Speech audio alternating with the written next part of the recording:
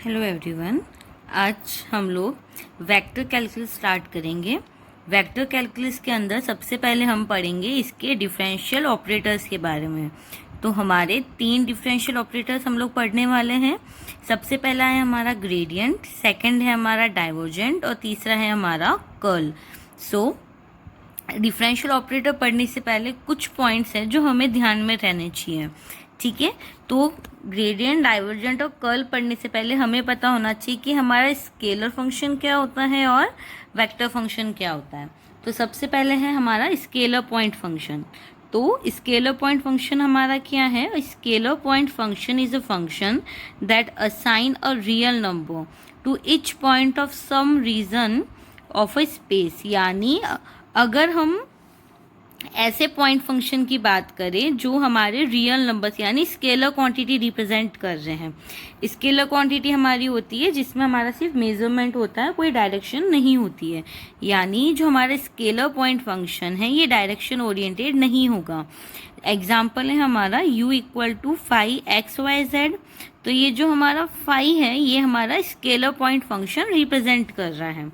फिर आता है हमारा vector point function. So, a vector point function is a function that assign a vector to each point of some region of a space। यानी vector point function हमारा function है जो कि हमारा वेक्टर रिप्रेजेंट करता है at the each point of a region. इसको represent करने का तरीका देखो, जैसे हमारा f है तो वो हमारा 3 पार्ट में डिवाइड हो रहा है। यानी जो हमारा फंक्शन है वो 3 डायमेंशनल शो कर रहा है, i, j और k के फॉर्म में। तो ये हमारा स्केलर पॉइंट फंक्शन और वेक्टर पॉइंट फंक्शन क्लियर होगा। अब हम पढ़ते हैं सबसे पहले हमारा जो डिफरेंशियल ऑपरेटर था ग्रेडियंट। जो हमारा ग्रेडियंट है वो हमारा स्केलर पॉइंट फंक्शन के लिए यूज होता है ना। अब हम देखते हैं इसको हम रिप्रेजेंट कैसे करते हैं। तो देखो ये है हमारा gradient of scalar point function. मैंने बताया था जो ग्रेडियंट है हमारा वो स्केलर पॉइंट के लिए यूज होता है। तो देखो इसको हमारा रिप्रेजेंट करने का तरीका होता है ग्रेडियंट f, यानी ग्रेडियंट ऑफ फंक्शन f वो होता है हमारा i d by d x plus j d by d y plus k d by d z और f। अब हमें पता है क्योंकि हमारा प्लस है तो हमारा f सब टर्म में इंडिविजुअली मल्टीप्लाई हो जाएगा। तो हमारा ये जो पोर्शन है यानी जो हमारा ये वाला टर्म है i d by d x plus j d by d y और k d by d Z, ये इतना जो हमारा इस फंक्शन है या इतना जो हमारा टर्म है इसको हम बोलते हैं ऑपरेटर। और इसकी डेफिनेशन भी यही होती है, जो हमारा ऑपरेटर है उसको रिप्रेजेंट करने का तरीका होता है इन्वर्टेड ट्राइंगल और इसकी वैल्यू होती है हमारी i d by d x, j d by d y और k d by d z. और इसी को हम डेल कहते हैं या फिर नेबला भी कहते हैं। ग्रेडियंट को हम डेल एफ के फॉर्म में भी देखो रिप्रेजेंट कर सकते हैं, है ना, क्योंकि ये हमारी पूरी डेल की वैल्यू हो गई और एफ हमारा फंक्शन हो गया। ग्रेडियंट एफ को हम रिप्रेजेंट कर सकते हैं ऐसे डेल एफ। ये हमारा यहाँ पे डॉट प्रोडक्ट होगा क्योंकि हम स्केलर फंक्शन के लिए यूज कर रहे हैं। आई होप ग्रेडियंट एफ का ग्रेडियंट एफ का फॉर्मूला सभी को क्लियर होगा। ये होता है हमारा डेल एफ यानी summation i d f by d x. फिर अब इससे रिलेटेड हम थ्योरम्स पढ़ते हैं। तो देखो सबसे पहला हमारा आता है कि अगर f और g दो स्केलर पॉइंट फंक्शन है, पहले ही क्लियर कर चुकी हूँ, जो हमारा ग्रेडियंट होता है वो स्केलर फंक्शन के लिए हम लोग यूज़ करते हैं। तो मैंने माना that f and g is scalar point function. तो इसकी पहली प्रॉपर्टी होती है दैट ग्रेडियंट f प्लस या माइनस g जो होता है, अगर एक पूरा फंक्शन दिया हुआ है f प्लस या माइनस g तो इंडिविजुअल टर्म में हमारा ग्रेडियंट लग जाता है। ये होता है इसका फर्स्ट थ्योरम। सेकंड थ्योरम है हमारा अगर हमारे पास मल्टीप्लिकेशन के फॉर्म में हो तो हमारा हो जाएगा, देखो f gradient g plus g gradient f। और ये अगर हमारा डिवाइड के फॉर्म में होता है तो हमारा फॉर्मूला बन जाएगा g gradient of f minus f gradient of g upon g square. इसको प्रूफ करने का तरीका भी यही है, हम लोग आर एच एस लेके सॉल्व करें, एल एच एस लेके सॉल्व करो, हमारे पास ऑटोमेटिकली आर एच एस आ जाएगा।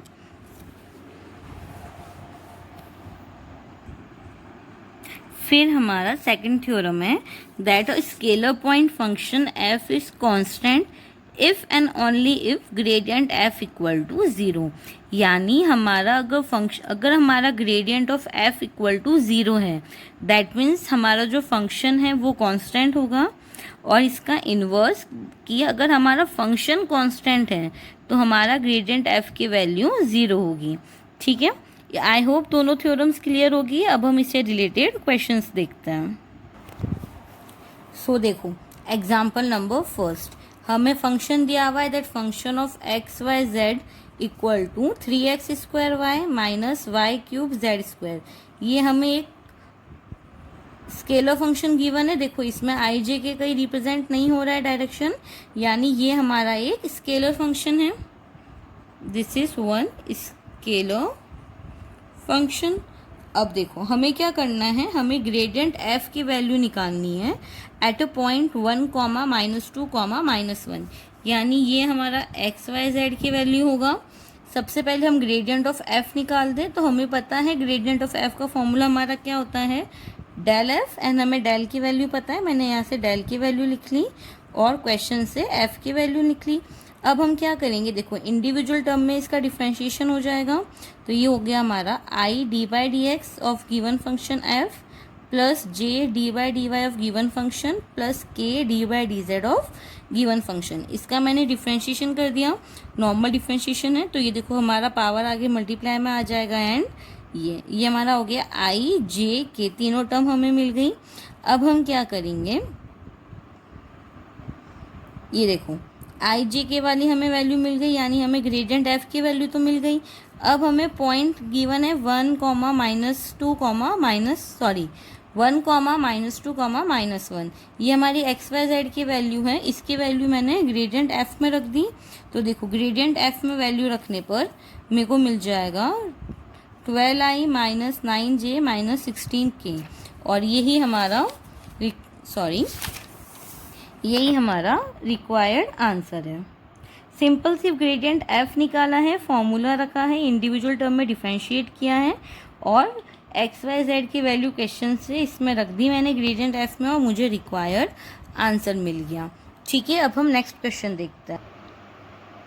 अच्छा, नेक्स्ट क्वेश्चन करने से पहले एक छोटी सी चीज़, ये देखो अगर हमारा आर गिवन है हमें एक्स आई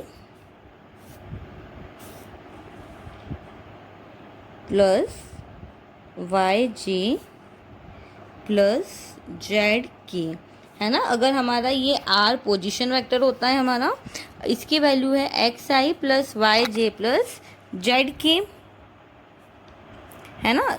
तो अब हम इससे अगर हमें इससे आर स्क्वायर निकालना है तो हम क्या करें, दोनों साइड सिंपली स्क्वायर कर दें। एक चीज़ हम लोगों ने पहले भी पढ़ रखी है दैट आई डॉट आई हमारा होता है 1 which is equal to j dot j equal to k dot के।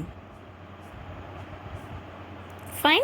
और अगर इसी में हमारा क्रॉस में जा रहा है, यानी आई डॉट जे डॉट के एंड के डॉट आई, अगर हमारा दो डायरेक्शंस अगर अलग है तो वो हमारा हो जाता है 0, है ना। तो इसको एक बार ले लो इक्वेशन नंबर 1। अब अगर मैं इसके दोनों साइड स्क्वायर कर लूँ तो ये हमारा हो जाएगा r square equal to x square plus y square plus z square, और इसके बाद के जितने भी टर्म होंगे वो हमारे 0 बन जाएंगे। सिंपली ए प्लस बी प्लस सी स्क्वायर वाला फॉर्मूला लगाया है, लेकिन क्योंकि हमारा आई डॉट जे डॉट के और के डॉट आई आगे जाके 0 हो जाएंगे, तो हमारा आर स्क्वायर का वैल्यू आ जाएगा x square plus y square plus z square. So अगर मैं किसी क्वेश्चन में डायरेक्ट आर स्क्वायर की value x square plus y square plus z square रख रही हूँ तो मेक श्योर कि ये कहाँ से आया ये हमें पता होना चाहिए, है ना। और आर की वैल्यू ये हमारी होती है और ये हमारा हो जाता है पोजीशन वेक्टर। सो ये बेसिक चीज़ थी जो क्वेश्चन करने से पहले मुझे समझानी थी। अब हम क्वेश्चन देखते हैं। ओके, सो ये है हमारा example number 2। So example number 2 में हमारे 4 पोर्शन हैं, एक एक करके सॉल्व करते हैं। पहला हमें क्या बोल रहा है that if r is equal to absolute r where r is equal to x i plus y j plus z k, तो हमें प्रूव करना है that gradient r equal to r vector. So देखो सबसे पहले मैंने अभी डिराइव किया था that r square equal to x square plus y square plus z square, है ना, ये अभी अभी हमने फाइंड आउट किया है, यहाँ पे डायरेक्ट पुट किया है। ठीक है, अब हम इसमें दोनों साइड डिफ्रेंशिएट कर दें तो ये हो देखो हमारा हो जाएगा 2r dr/dx, यानी इस इक्वेशन को मैंने x के रेस्पेक्ट में डिफ्रेंशिएट किया है तो ये हमारा हो जाएगा 2x, यानी अगर दोनों साइड से 2 एलिमिनेट करूँ तो मेरे पास dr/dx आ जाएगा x/r। सिमिलरली इसने इस इक्वेशन को, चाहो तो इसको इक्वेशन नंबर 1 ले लो। सिमिलरली इक्वेशन 1 को y के रेस्पेक्ट में डिफ्रेंशिएट किया है और एक बार z के रेस्पेक्ट में, तो dr/dy हमें मिल जाएगा y/r और dr/dz मिल जाएगा z/r। ठीक है, तो यानी हमारा जो ग्रेडियंट r है वो हमारा r वेक्टर के इक्वल ही हुआ।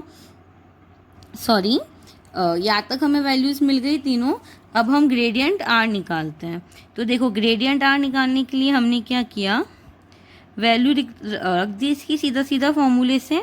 अब dr/dx, dr/dy और dr/dz की वैल्यू अभी अभी हमने निकाली है, वो वैल्यूज इसमें पुटअप कर ली। तो देखो 1/r कॉमन आ जाएगा, ब्रैकेट में बन जाएगा xi plus yj plus zk, और ये हमें ऑलरेडी क्वेश्चन से पता है कि ये हमारा r है। सो 1/r और r हमारा हो जाएगा r cap. I hope first question clear होगा। देखो सेकंड क्वेश्चन भी उसने एग्जैक्टली सेम किया है, ग्रेडियंट 1/r निकाला है, सीधा फॉर्मूले में पुट किया है।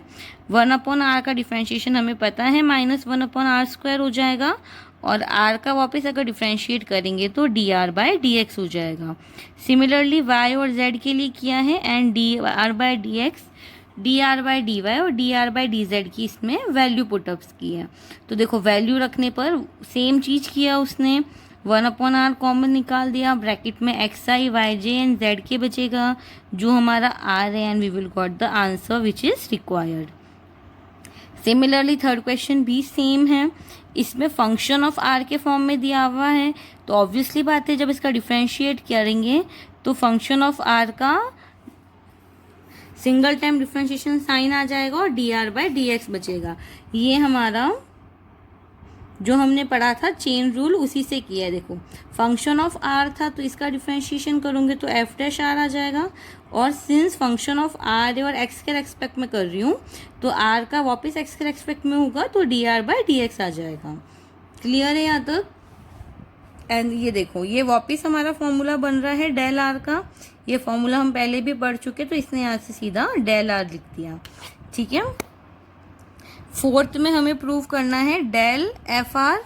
तो देखो डेल fr की वैल्यू अभी अभी हमने निकाल ली इस वाले क्वेश्चन में, ये हमारा डेल f ऑफ r था, तो इसकी वैल्यू यहाँ से इसने सीधी रख दी। अब हम क्या करेंगे, इसमें हमें क्रॉस मल्टीप्लाई कराना है r का, तो देखो हमने क्रॉस मल्टीप्लाई करा दिया तो r क्रॉस r हमारा हो जाएगा 0, और ये हमारा पूरा एंटायर टर्म हो गया 0। सिमिलरली हमें ग्रेडियंट r की पावर m निकालनी है, तो देखो इंडिविजुअल टर्म में डिफ्रेंशिएशन में आ गया, और हमें पता है जब पावर हमारी होती है तो आगे मल्टीप्लाई में आ जाती है, और r m-1 हो जाएगा हमारा dr/dx, वापस वैल्यू पुटअप की एंड हमारा आंसर। सो आई होप ये क्वेश्चन सभी को अच्छे से क्लियर हो गया होगा। सिर्फ नॉर्मल डिफ्रेंशिएशन करके मैंने वैल्यू पुटअप की है। ओके, अब हम एग्जाम्पल नंबर 3 देखते हैं। तो देखो हमें गिवन है that a and b are any constant vector, और r हमें पोजीशन वेक्टर गिवन है। हमें सबसे पहले प्रूव करना है that del a dot r, पहले डॉट प्रोडक्ट प्रूव करना है, इक्वल टू a है। तो देखो a हमारा कांस्टेंट वेक्टर है तो इसकी वैल्यू हमारी हो जाएगी a1i plus a2j plus a3k। अब a डॉट r निकालेंगे, तो देखो a डॉट r निकाला तो वही i dot i 1, j dot j 1, k dot k 1, और बाकी जो टर्म्स होंगे वो हमारे 0 हो जाएंगे, यानी हमारा a डॉट r आ जाएगा a1x plus a2y plus a3z। अब हम क्या करेंगे, डेल a डॉट r निकालेंगे, तो देखो डेल की वैल्यू हमें पता है फॉर्मूले से, तो मैंने यहाँ पे डेल की वैल्यू रख दी, और ए डॉट आर की वैल्यू यहाँ से कैलकुलेट की है वो रखिए, फिर इंडिविजुअल टर्म में इसका डिफरेंशिएशन करेंगे और हमें वापस ए वेक्टर मिल जाएगा। तो ये देखो, ये हमारा आ जाएगा a1i plus a2j plus a3k, और इसके वैल्यू इनिशियली हमने a अज्यूम की थी तो इक्वल टू हमारा a हो गया। अब इसका सेकंड क्वेश्चन देखते हैं। देखो r a डॉट b है, तो इसका वैल्यू हमें पता है कि अगर हमारे 3 टर्म डॉट प्रोडक्ट में गिवन है तो इसका हमारा फॉर्मूला हो जाता है r dot a cross b, और a क्रॉस b की वैल्यू a है, ये हमने माना एक अचर सदिश यानी कांस्टेंट है। सो a डॉट r हमारा क्या हो जाएगा, अगेन इक्वल टू a, और a हमने माना है a क्रॉस b है, so that is a cross b। ठीक है, छोटा सा क्वेश्चन था। अब इसका हमारा लास्ट क्वेश्चन ग्रेडियंट रिलेटेड। तो ये है हमारा u गिवन है x plus y plus z, v given है x square plus y square plus z square, और w गिवन है y z plus z x plus x y. यानी हमें 3 स्केलर फंक्शंस गिवन है और हमें प्रूव करना है that gradient u dot gradient v cross gradient w equal to 0। इसको मैं एक बार कॉपी में पूरा सॉल्व करके समझाती हूँ। सो देखो, हमारे पास गिवन है that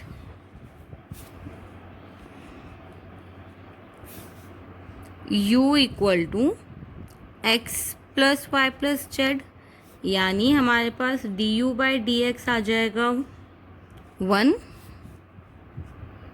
du by d Y भी आ जाएगा 1, and du by d z भी आ जाएगा 1। ठीक है, हमारे पास u गिवन था क्वेश्चन में x plus y plus z, तो du बाई डी एक्स आ गया 1, du बाई डी वाई आ गया 1, and du by d z आ गया 1। तो सबसे पहले हम ग्रेडियंट u निकाल दें, क्योंकि क्वेश्चन में हमें ग्रेडियंट u की रिक्वायरमेंट है। तो ये हमारा हो जाएगा i du by d x plus j du by d y plus k du by d z. Values put up करने पर ये आ गया हमारे पास i plus j plus k. इसको ले लो इक्वेशन नंबर 1। सिमिलरली देखो, v हमें गिवन था क्वेश्चन में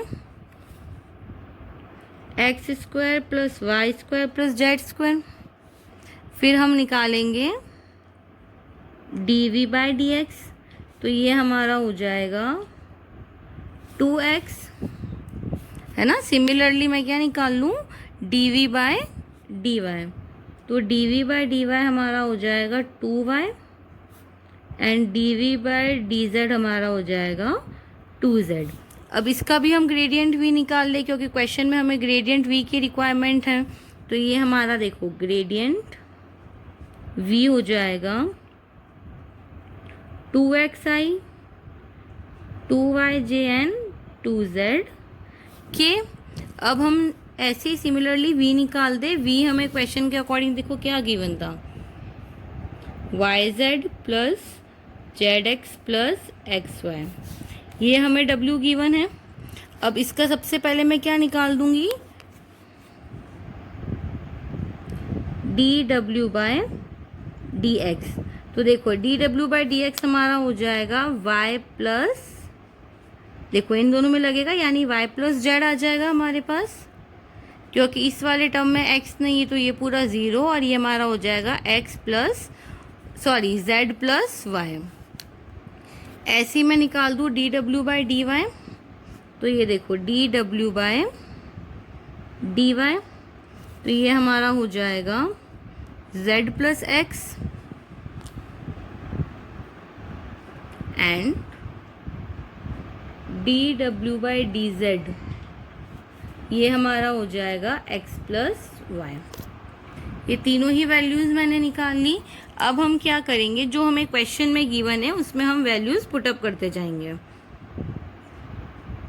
अच्छा, इससे पहले हमें ग्रेडियंट w निकालना है। ये हो गया हमारा ग्रेडियंट w। अब हमें क्या क्वेश्चन में प्रूव करना था, we need to prove that gradient u dot gradient v into gradient W equal to 0। तो देखो हम क्या करेंगे, इक्वेशन फर्स्ट इसको ले लो इक्वेशन नंबर सेकेंड, और ये हमारा हो जाएगा इक्वेशन नंबर थर्ड। तो इनके कोफिशिएंट कंपेयर कर लो आई जे के, तो ये हमारा हो जाएगा